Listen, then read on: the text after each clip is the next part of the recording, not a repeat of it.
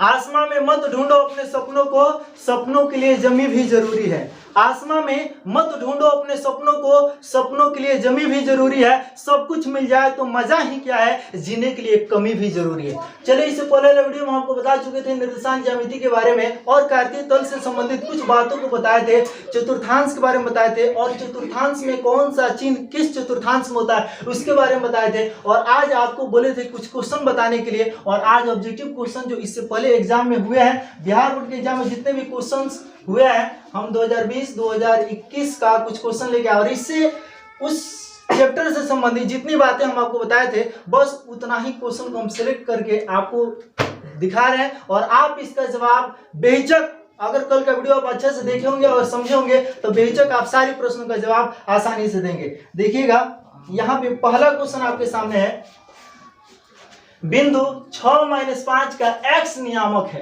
देखिए x नियामक कहिए या निर्देशांक की बात है। तो देखिए आपको जो बिंदु का निर्देशांक यहाँ पे दिया गया है तो इसमें x निर्देशांक क्या है, x नियामक है, यानी कि x या भुज भी कभी कभी पूछ देता है। इसका मतलब क्या है कि मुझे x का मान बताना है। बताइए, जो पहले लिखा जाता है उसको हम x कहते हैं और बाद वाले को y कहते हैं। तो यहाँ पे x नियामक पूछा ना, तो हमारा x का वैल्यू होगा कितना है, 6, इसलिए हमारा राइट आंसर 6 होगा। ठीक है ना। अगर यहाँ पे y नियामक दिया रहता तो हम -5 को मारते। ठीक है ना, गलती नहीं होना चाहिए। ठीक है ना। चलिए, यहाँ पे ये क्वेश्चन देखिएगा, कह रहा है बिंदु -3, -5 किस पाद में स्थित है। हम आपको बताए थे चतुर्थांश को एक और नाम से जानते हैं, पाद भी लिखता है, कभी प्रथम पाद, द्वितीय, तृतीय, चतुर्थ, ऐसे करके भी। तो आपको देखिए किस पाद में या किस चतुर्थांश में स्थित है, ये जानने के लिए आपको संख्या पे नहीं, उसके पहले चिन्ह पे फोकस करना है। यहाँ 3 के पहले क्या है, माइनस है, 5 के पहले क्या है, माइनस है। आपके सामने यहाँ पे क्वेश्चन चाहे बटा में हो, ये संख्या जो दिया गया है वो बटा में हो, और चाहे ऐसे हो, 0 कुछ भी हो, आपको उससे मतलब नहीं, आपको उसके चिन्ह को देखना। अगर 0 होगा तो बाबू किसी चतुर्थांश में नहीं होगा, कल के वीडियो में आपको बताया था। ठीक है ना।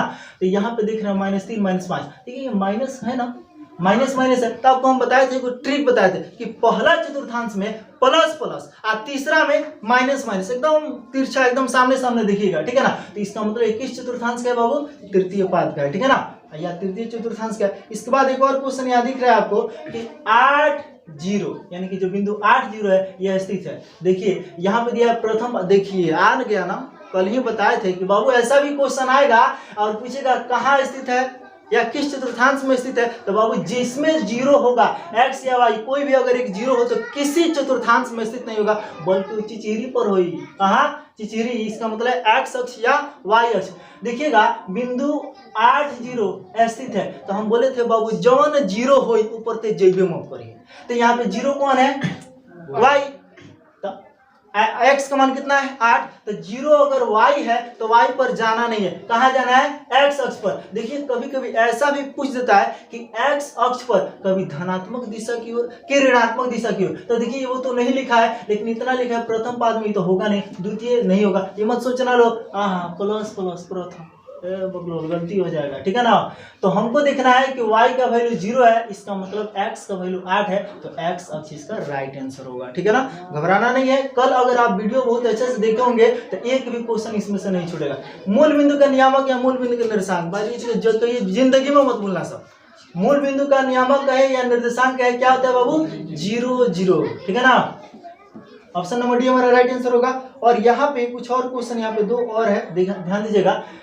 निम्नलिखित में से कौन सा बिंदु तृतीय चतुर्थांश में स्थित है, ले तृतीय चतुर्थांश, अभी बताएं तुरंत। तृतीय में क्या होता है, माइनस माइनस, देखो तो माइनस माइनस में कौन है, प्लस प्लस में ये पहिल का है, हाय हे देवा। ठीक है ना, -4 -6, ठीक है ना, ये माइनस माइनस है, इसलिए तीसरा का चतुर्थांश का है। ठीक है ना बाबू, इसके बारे में भी पूछ सकता था। यहाँ प्लस माइनस किस चतुर्थांश का है बताइए तो, प्लस माइनस किस चतुर्थांश में आता है, चौथा में, और ये माइनस प्लस दूसरा में। ये कोई जरूरी नहीं है कि इसी के बारे में पूछेगा, इसमें से भी पूछ सकता है। जब आपको चारों के बारे में अच्छे से पता है तो कौन पूछेगा तो छोड़िएगा क्या।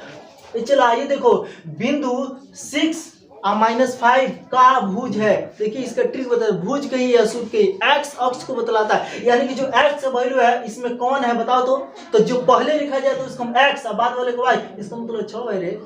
यहाँ पे अगर दे देता बिंदु 6 -5 का कोटी, लड़की असन के छोटी, याद बनो। ठीक है ना, तो यहाँ पे भुज का मान क्या है, तो हम क्या बोलेंगे x वाले, यानी कि 6 हमारा राइट आंसर होगा। ठीक है, यहाँ पे 6 प्रश्न आपको हम दिखाए। अगर कल का वीडियो आप अच्छा से देखे होंगे तो बहुत ही अच्छा से 6 का 6 जवाब आप आसानी से दे सकते हैं। इसमें से बाबू एक क्वेश्चन 2 क्वेश्चन तो बोर्ड के एग्जाम में पक्का आता ही है और आएगा ही। और ये वीडियो अच्छा से देखें, अगर वो वीडियो नहीं देखें तो डिस्क्रिप्शन में लिंक दे देंगे, देख लीजिएगा। उस वीडियो को देखने के बाद इससे एक भी प्रश्न आपका नहीं छूटेगा। तो चलिए अब हम धीरे धीरे अपने प्रश्नावली की तरफ बढ़ेंगे और पहला जो प्रश्नावली हमारा 7.1 आएगा उसमें दूरी सूत्र का इस्तेमाल करके हम क्वेश्चन को बनाएंगे। चलिए अपने प्रश्नावली पे चलते हैं। देखिए आगे अपने प्रश्नावली 7.1 में इसमें दिया है क्या, फर्स्ट क्वेश्चन की बिंदुओं के निम्नलिखित युग्मों के बीच की दूरियां ज्ञात कीजिए। ठीक है ना, देखिए दो बिंदुओं के बीच की दूरी ज्ञात करने की एक अलग फॉर्मूला है, रूट अंडर, यानी कि दूरी सूत्र होता है root under x2 minus x1 का whole square plus y2 minus y1 का होल स्क्वायर। तो सबसे पहले हम लोग सूत्र को देख लेते हैं, उसके बाद एक एक करके हम लोग इस प्रश्न को बनाएंगे।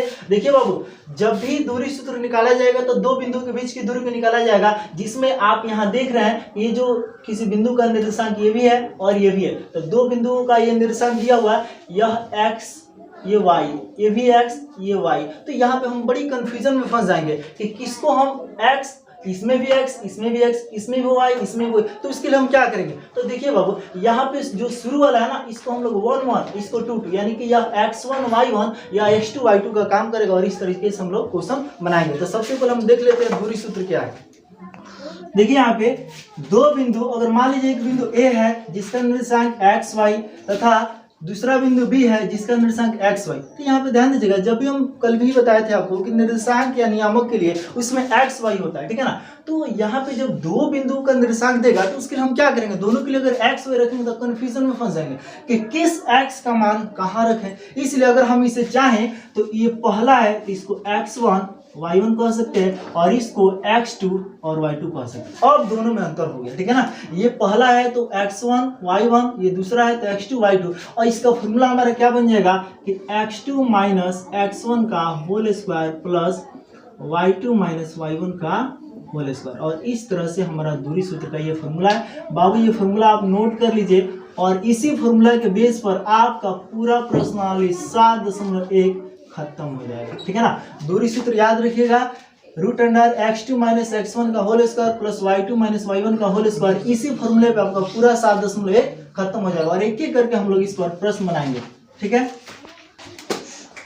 देखिए यहाँ पे प्रश्नावली 7.1 का पहला नंबर क्वेश्चन, ठीक है ना, जो दो युग्मों के यानी कि दो बिंदुओं का जो युग्म दिया गया उसके बीच का दूरी ज्ञात करना है। तो एक फर्स्ट क्वेश्चन में 3 क्वेश्चन दिए गए, तो इसमें हम पहला क्वेश्चन लेके आए, ठीक है ना।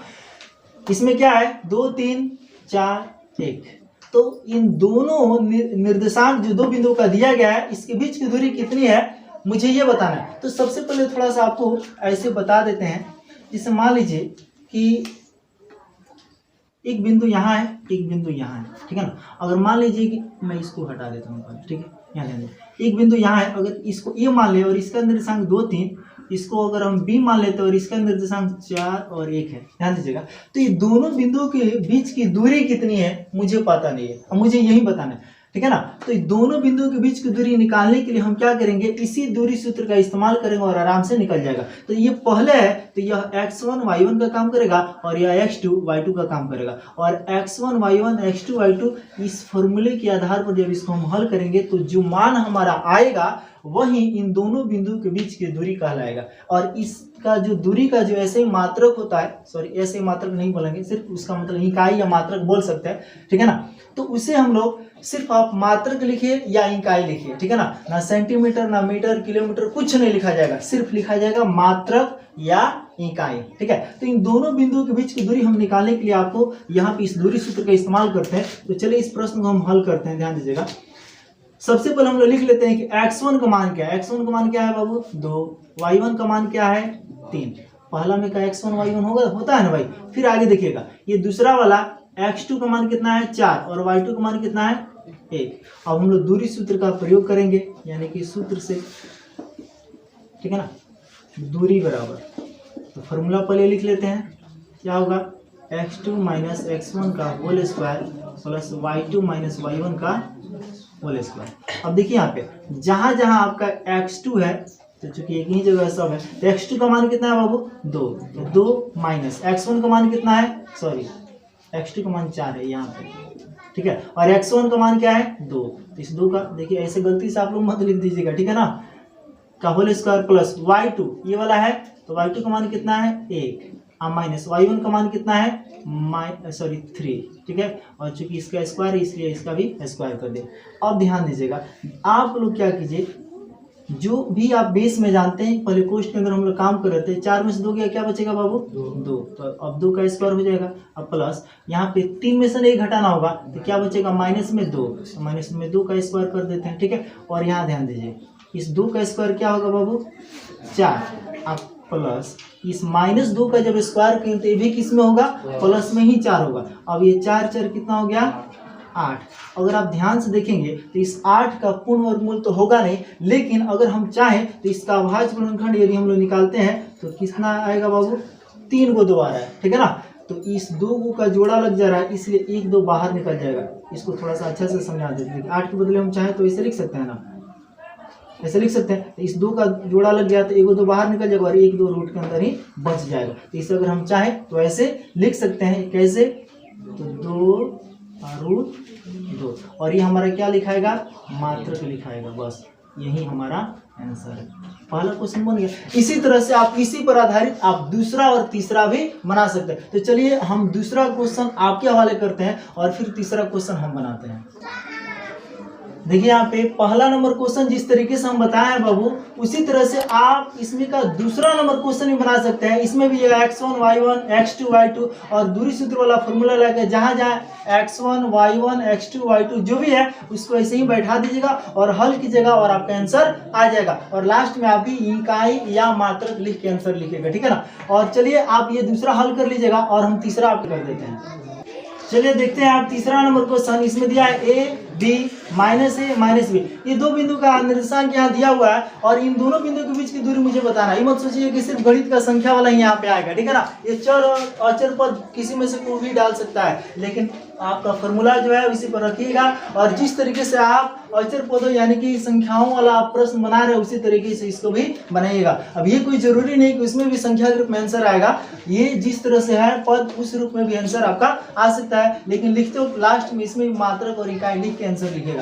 तो चलिए इसको हम हल करते हैं। यहाँ भी हम x1 y1 लिख लेते हैं। x1 का मान कितना है बाबू a और y1 का मान कितना है b और x2 का मान कितना है -a और y2 का मान कितना है -b, ठीक है ना। माइनस प्लस यानी कि चिन्ह में कोई गलती मत कीजिएगा, ठीक है। अब चलते हैं सूत्र से। दूरी बराबर, दूरी क्या था हमारा,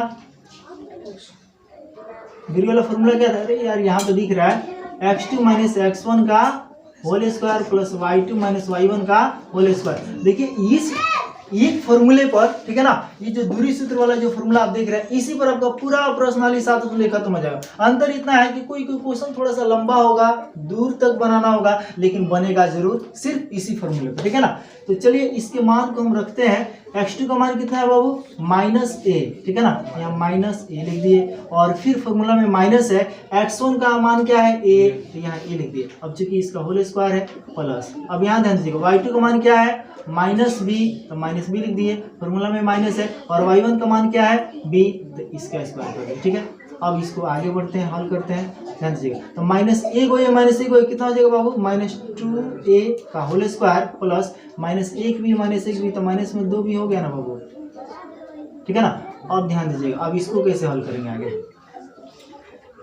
-2a का होल स्क्वायर, तो ये -2 का भी स्क्वायर है और a का भी स्क्वायर, तो -2 का स्क्वायर प्लस में 4 और a स्क्वायर तो हो ही जाएगा। बोले किसी दिक्कत, अब प्लस -2 का स्क्वायर, तो ये भी प्लस में 4 और b स्क्वायर होगा, ठीक है। अब ध्यान दीजिएगा भाई 4 4 ये चला, अभी मत सोचना कि 4 को स्क्वायर प्लस 4 को b स्क्वायर, 8 को a स्क्वायर b स्क्वायर कह देना, हाँ ठीक है ना। दोनों में क्या है, प्लस की इधर प्लस को उधर, दोनों में क्या है बाबू 4 है, तो 4 का बाजार साफ की यानी कॉमन कर लीजिए, इधर बच जाएगा a square plus b square.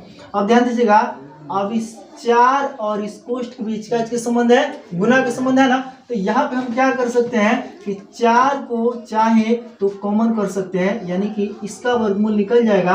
तो हम 4 का वर्गमूल 2 और रूट अंडर या a square plus b square हो जाएगा। ठीक है, देखिए यहाँ पे 4 और इस कोष्ठ के बीच गुना का संबंध है। तो 4 का देखिए 4 भी रूट के अंदर में है और यहाँ पे a square plus B square भी रूट के अंदर है। तो देख रहे हैं क्या कि भाई दोनों के बीच गुना का संबंध है। अब कॉमन कर लीजिए तो गुना का संबंध है, तो जिसका जोड़ा लग जाए उसको बाहर निकाल लीजिए। तो 4 का पूर्ण वर्गमूल हो जाएगा, यानी कि 2 गुना 2, 2 का जोड़ा लग जाएगा, इसलिए रूट से बाहर निकलेगा, इस दूसरा ऐसे ही रह जाएगा। ठीक है ना। अब इसका तो कुछ होने वाला है नहीं, ये मत सोचिएगा a का स्क्वायर है b का स्क्वायर है तो इसका भी जोड़ा लग गया। बाबू ऐसे मत सोचिएगा, ज्यादा गणित में तेज मत बनिए। ठीक है ना। यहाँ प्लस में है, हाँ गुना में रहता तो निकाल लेते। ठीक है ना, लेकिन यहाँ प्लस में माइनस में रहता है तो मत निकालिएगा। ठीक है ना। और यही हमारा आंसर हो जाएगा, यानी कि इतना मात्रक या इकाई, और इसको आप लोग आंसर लेंगे, बस हो गया। तो इसके बाद वाला वीडियो में हम दूसरा नंबर क्वेश्चन लेकर आएंगे। तो इसमें आप देखिए प्रश्नावली 7.1 का पहला का तीनों प्रश्न, जिसमें हम पहला और तीसरा बनाया, लेकिन दूसरा क्वेश्चन आपके हवाले किए और इसी फॉर्मूले पे और इसी तरीके से बनेगा। इसके बाद वाले वीडियो में हम दूसरा नंबर क्वेश्चन लेकर आएंगे और फिर उसी तरह से इसी क्रम में प्रश्नावली 7.1 का सभी क्वेश्चन आपके सामने वीडियो के रूप में मिलेगा। चलिए हम फिर मिलते हैं अगले वीडियो में, तब तक के लिए जय हिंद।